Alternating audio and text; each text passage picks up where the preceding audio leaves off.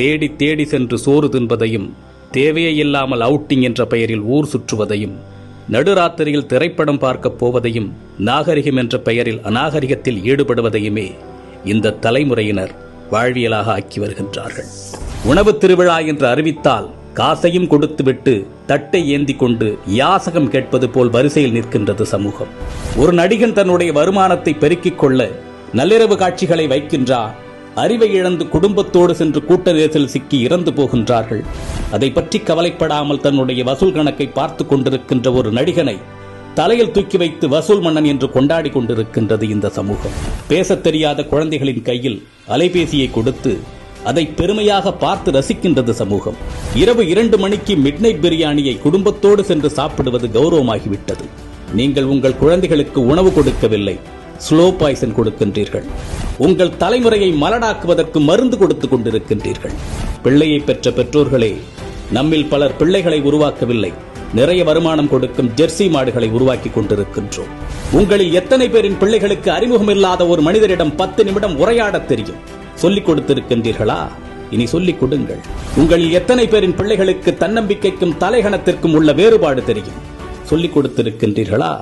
இனி சொல்லிக் கொடுங்கள். உங்களில் எத்தனை பேரின் பிள்ளைகளுக்கு நம் தாய்மொழியில் தமிழில் தொடர்ந்து ஒரு 5 நிமிடம் பிற மொழி கலவாமல் பேச தெரியும்? சொல்லிக் கொடுத்திருக்கின்றீர்களா? இனி சொல்லிக் கொடுங்கள். உங்களில் எத்தனை பேரின் பிள்ளைகளுக்கு உங்களின் மாத வருமானம் தெரியும்? அதை கொண்டு எப்படி உங்கள் குடும்பத்தை நடத்துகின்றீர்கள் என்று எத்தனை பேர் உங்கள் பிள்ளைகளுக்கு சொல்லிக் கொடுத்திருக்கின்றீர்கள்? இல்லை என்றால் சொல்லிக் கொடுங்கள். அது தெரியாததால் தான் இன்று பலர் லட்சத்தில் வருமானம் ஈட்டியும் இஎம்ஐயில் வாழ்க்கையை தொலைத்து விழி பிதுங்கி நின்று கொண்டிருக்கின்றார்கள். ஆண் பிள்ளைகளோ பெண் பிள்ளைகளோ, உடல் வெட்கம் என்றால் என்ன என்று சொல்லிக் கொடுங்கள். 10 வயதில் அணியும் ஆடையது, பருவ வயதில் அணியும் ஆடையது, படுக்கையில் அணியும் ஆடையது, பொதுவெளியில் அணியும் ஆடையது என்று வேறுபாடுகளை சொல்லிக் கொடுங்கள். நம்மில் பல பேரின் பிள்ளைகளுக்கு ஐபோனின் விலை தெரியும், வந்த திரைப்படத்தின் வசூல், வரப்போகும் திரைப்படத்தின் புள்ளி விவரங்கள் எல்லாமே தெரியும். ஆனால் அன்றாடம் நாம் உண்ணக்கூடிய அரிசியின் விலை தெரியுமா? காய்கறிகளின் நிலவரம் தெரியுமா? நம் பிள்ளைகளில் பலருக்கு பில்கேட்ஸை தெரியும், எலான் மஸ்கை தெரியும். ஆனால் நம் மொழிக்காக, இனத்தின் வளர்ச்சிக்காக இன்னுயிர் துறந்த தியாக வரலாறுகளை பற்றி தெரியுமா? இன்னும் சொல்வதானால் உங்களில் எத்தனை பேர் அவர்களை நினைத்து பார்க்கின்றீர்கள்? நம் மண்ணின் தியாக வரலாறுகளை நம் பிள்ளைகளுக்கு சொல்லிக் கொடுங்கள். எப்பொழுதுமே உறவுகளை எதிரிகளாக மட்டுமே கட்டமைத்து அவர்களின் மூளைகளில் ஏற்றிவிடாதீர்கள்.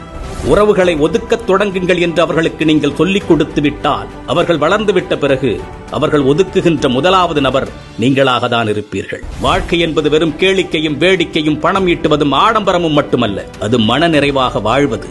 அது எப்படி என்று குழந்தைகளுக்கு கற்றுக் கொடுங்கள். இந்த மனித சமுதாயத்திற்கு பெற்றோர்களாகிய நீங்கள் செய்யக்கூடிய மிகப்பெரிய கடமையே உங்கள் பிள்ளைகளை அறம் சார்ந்த பிள்ளைகளாக, அறிவார்ந்த பிள்ளைகளாக உருவாக்குவதுதான். அறிவு என்பது படித்து தெரிந்து கொள்வதல்ல, ஏடுகளில் இருந்து நாம் அறிந்து கொள்வதல்ல. நாம் கற்றுக்கொள்ளுகின்ற அத்தனையும் நமது புத்திக்குள் இறங்கி அது என்னவாக வெளிவருகின்றது என்பதை பொறுத்ததுதான் அறிவு.